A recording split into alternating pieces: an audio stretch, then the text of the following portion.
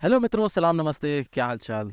देखो, आपका हाल चाल तो नहीं जानता, लेकिन मेरा हाल चाल बिल्कुल ही बिगड़ चुका है। मैं देख के आ रहा हूँ जवान, और ओ माय गुडनेस, मैंने जो विटनेस किया है मैं बता नहीं सकता। मैं कल भी वीडियो रिलीज कर सकता था क्योंकि मैंने कल मूवी देखी है, लेकिन मैं समझ में नहीं आ रहा था कि बोलूं क्या। मेरे पास शब्द नहीं थे, मैं निशब्द हो चुका था मूवी देखने के बाद। देखिए, कहते हैं ना कि जब शेर 2 कदम पीछे लेता है तो वो डर के नहीं लेता बल्कि झपटने के लिए लेता है। एसआर के बिल्कुल वही करते हैं, और इस बार शेर जो है बब्बर शेर के कॉस्ट्यूम में आया है, यानी कि जवान के कॉस्ट्यूम में आया है।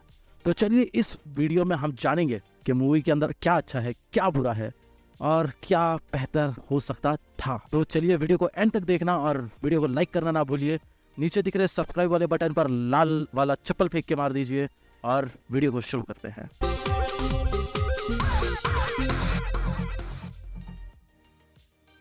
तो चलिए, सबसे पहले बात कर लेते हैं कि मूवी के नेगेटिव्स की, यानी क्या चीज़ें थी जो और बेहतर हो सकती थी और क्या चीज़ें बहुत बुरी थी। तो मैं सबसे पहले क्लियर कर दूं, मूवी के अंदर बिल्कुल ही बुरी कोई भी चीज़ नहीं थी। हाँ, चीज़ें कुछ बेहतर हो सकती थी जिसके बारे में मैं अब बात करने जा रहा हूँ। उसके अंदर सबसे पहली बात आती है कि विजय सेतुपति को अंडर यूटिलाइज किया गया है।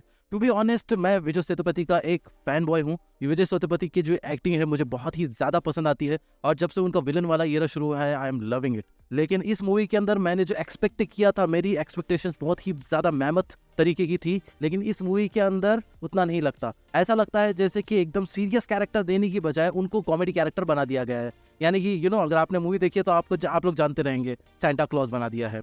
तो आती है दूसरी चीज़ है इसकी जो लव स्टोरी, यानी कि एसआरके और नयनतारा।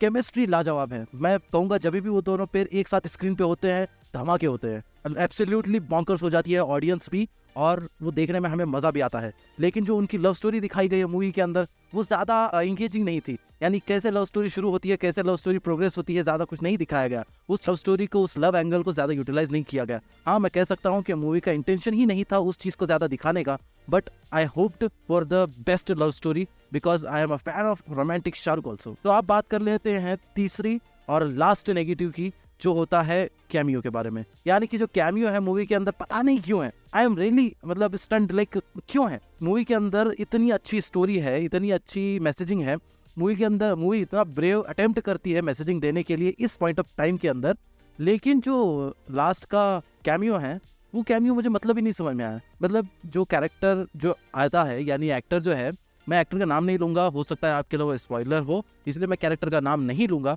लेकिन जो कैरेक्टर आता है, यानी एक्टर जो आता है, वो मुश्किल से 5 मिनट 10 मिनट का है, लेकिन उसके अंदर भी कोई ज्यादा मतलब नहीं है उसके कैरेक्टर का। हाँ, हमें पोस्ट क्रेडिट सीन्स के अंदर देखने को मिलता है कि उसका क्या मतलब था, बट मतलब ही नहीं है पोस्ट क्रेडिट सीन के अंदर अगर आप कोई इंपॉर्टेंट ट्विस्ट डाल दो। ट्विस्ट हो सकता था एंड में डाल देते, तो पोस्ट क्रेडिट सीन के अंदर कुछ और डाल सकते थे। तो यही था इस मूवी का नेगेटिव।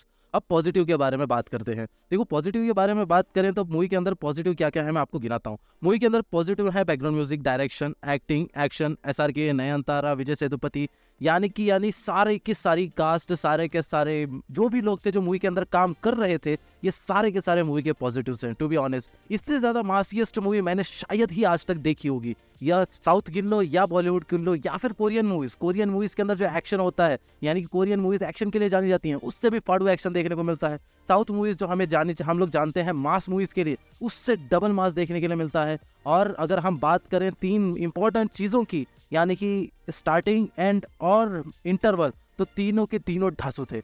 जब एंट्री होती है तब आपकी हार्ट बीट तेज हो जाती है, जब इंटरवल आता है तब आपका डोपामिन लेवल अलग ही लेवल पे होता है, फिर उसके बाद में आता है एंड इतना एड्रेनलिन रश वाला है ना कि मैं क्या बताऊं। एकदम आपकी बॉडी के अंदर अलग ही फीलिंग उठेगी वो सीन देखने के बाद में।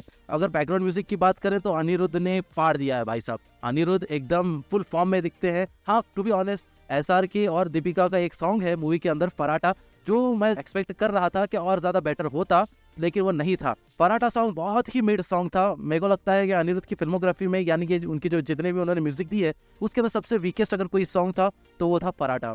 लेकिन आरआर रारो उतना इंगेजिंग नहीं है, बट जहाँ पे उसको मूवी के अंदर यूटिलाइज किया गया है वो बेटर है, उसको देखने के लिए मजा आती है। और जहाँ तक रही बात डायरेक्शन की, तो at least sir, hats off to you. लेकिन एटलीस्ट सर का जो मुझे एक डाउट था कि वो मूवी के अंदर इतना माल मसाला डालते थे कि मूवी के इंगेजिंग नहीं बचती, लेकिन मूवी इंगेज करती है। हाँ, थोड़े से जो इमोशनल सीन्स हैं और थोड़े से बढ़ा देते तो हम शायद और इन्वेस्ट हो जाते, बट उसका ज़रूरत ही नहीं है, क्योंकि एक्शन, उसकी जो मूवी की सिनेमाटोग्राफी है, स्क्रीन प्ले है, वो उस चीज़ को कवर कर लेते हैं बिल्कुल ही तरह से। और जहाँ तक रही एक्टिंग की बात, तो मैंने पहले ही कह दिया कि हर एक्टर अपने रोल के अंदर लाजवाब दिखता है। और एक्शन भाई साहब, कोरियन मूवीज़ को पीछे छोड़ दे ऐसा एक्शन है। एक्शन देखने के लिए आपको अगर कंपाइलेशन दे दूं कि ये एक्शन सीन्स हैं जवान मूवी के, तो आप सिर्फ वही देख लोगे और मूवी के टिकट के 400 रुपये भी दे दोगे। इतना मस्त एक्शन सीक्वेंसेस हैं मूवी के अंदर। तो अब लास्ट में बात कर लेते हैं एसआरके की। एसआरके के लिए बात करने के लिए है ही क्या, वो राजा है। राजा की कुर्सी खाली थी कुछ सालों से, जो पठान से उन्होंने भर ली, लेकिन राजा के पास एम्पायर की अभी तक कमी थी, जो जवान से कमी पूरी हो जाती है। उन्होंने इस मूवी के साथ में साबित कर दिया है कि बॉलीवुड पे सिर्फ उनका राज रहेगा। इंडियन फिल्म इंडस्ट्री के अंदर अगर कोई किंग है तो वो शाहरुख खान है, और उन्हें क्यों लोग वर्ल्ड्स बिगेस्ट सुपरस्टार कहते हैं। तो चलिए आज के लिए बस इतना ही, आपसे मिलता हूँ अगले वीडियो में। That's it from my side, it's max signing off.